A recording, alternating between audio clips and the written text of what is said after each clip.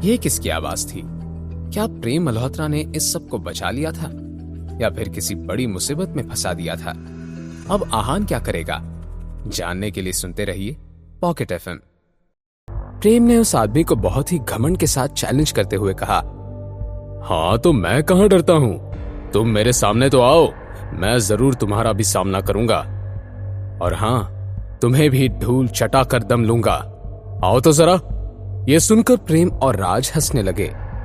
तुम सबको हराना तो मेरे बाएं हाथ का खेल है। मगर जब तक प्रेम मल्होत्रा ने अपनी बात कही, आगे कुछ बोल ही नहीं पाया।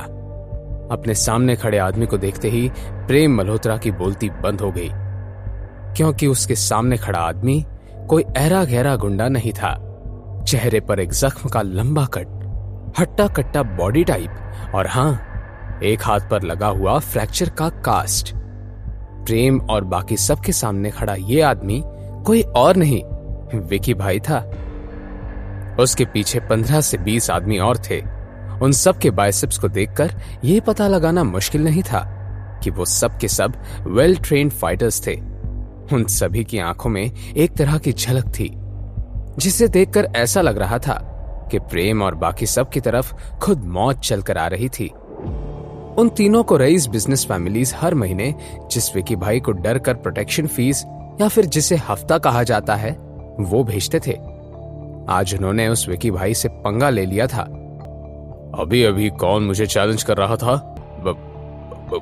भाई वो तो हम बस ऐसे ही मजाक कर रहे थे, हमें पता ही नहीं था कि सामने आप खड़े हैं, हमें माफ कर दीजिए। ओ, तो वो मजाक था? कोई बात नहीं, मजाक तो चलता रहता है, ये कैसा रहेगा कि मैं भी तुम्हारे साथ मजाक करूं? विकी भाई की बात खत्म होते ही उसके पीछे खड़े गुंडों में से एक आदमी पारस की तरफ बढ़ने लगा। अब प्रेम भी घबराने लगा, इसलिए प्रेम ने कुछ सोचा और बहुत हिम्मत करके विकी भाई से कहा, विकी भाई, क्यों ना हम बात करके इस मामले को सुलझा दे। मगर जवाब में प्रेम के सीने पर एक जोर की लात पड़ी। पारस और राज अपनी आंखों पर यकीन ही नहीं कर रहे थे। विकी भाई, हमें माफ कर दीजिए, हमारी जान छोड़ दीजिए प्लीज। मगर अगर वो बेरहम ना होता तो विकी भाई इस शहर का सबसे बड़ा गुंडा कैसे बन पाता?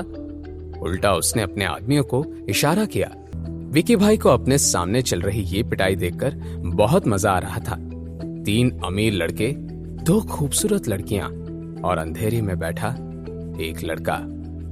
बैठे हुए आहान ने इस बारे में सोचते हुए मन ही मन में कहा, इस विकी को पीटे हुए मुझे अभी कुछ ही दिन हुए हैं। खैर, जब तक वो शनाया को तंग नहीं करता, मैं इस सब में इंटरफेयर नहीं करूंगा। ये सोचते हुए आहान ने अपनी वाइफ शनाया का हाथ धीरे से खींचकर उसे अंधेरे में कर दिया, ताकि किसी की नजर शनाया की ओर न जाए। मार खाते हुए एकदम से राज बेदी ने कुछ सोचा और विकी भाई से कहा, विकी भाई, हमें जाने दीजिए। अगर आपने हमारा पीछा छोड़ दिया तो पापा से कहकर मैं आपको 2 करोड़ भिजवा दूंगा, प्लीज हमें जाने दीजिए। वो तीनों अब विकी भाई के एक्सप्रेशंस की तरफ देखने लगे, मगर इससे पहले कि वो कुछ कर पाता, रूपल ने गुस्से से चिल्लाकर कहा, रुको, बस बहुत हो गया। प्रेम और बाकी दोनों मेरे दोस्त हैं। वो तो इस आदमी ने मेरे साथ बदतमीजी करने की कोशिश की, इसलिए उन्होंने मुझे बचाने के लिए। मगर इससे पहले रूपल अपनी बात पूरी कर पाती, विकी भाई ने उसे बीच में रोक दिया और कहा, क्या मैंने ये सब पूछा था? ये सुनते ही नर्वस होकर रूपल की नजरें झुक गई। उसने घबराते हुए विकी भाई से कहा, मेरा वो मतलब नहीं था।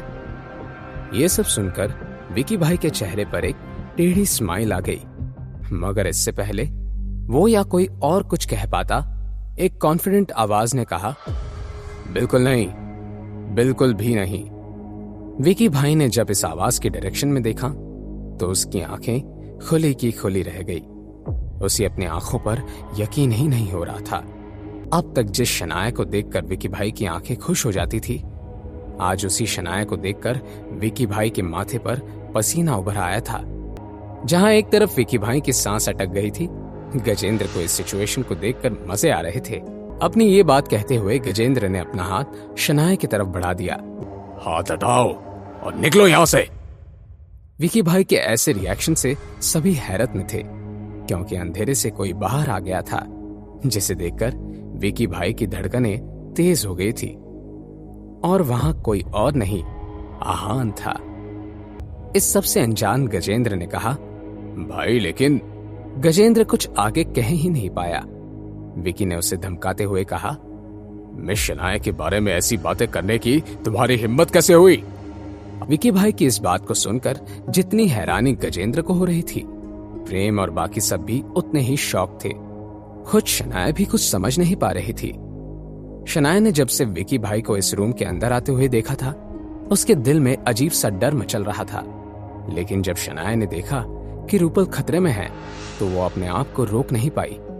वो हर बुरी से बुरी सिचुएशन के लिए तैयार थी, मगर विकी भाई के ऐसे रिएक्शन ने उसे हैरान कर दिया था। शनाया अब थोड़ी परेशान हो गई। इस बारे में सोचते हुए उसने मन ही मन में कहा, इस विकी को क्या हो गया है? पिछले बार जो कुछ भी हुआ था, उसके बाद तो मैं बस यही प्रे कर रही थी कि कभी इस विकी भाई का चेहरा ना देखना पड़े। लेकिन इस आदमी के तो रंग ही बदल गए हैं। एकदम से ऐसा क्या हो गया है? कहीं ये सब इस विकी के साजिश का हिस्सा तो नहीं है? क्या सच में विकी भाई किसी प्लान के साथ आया था?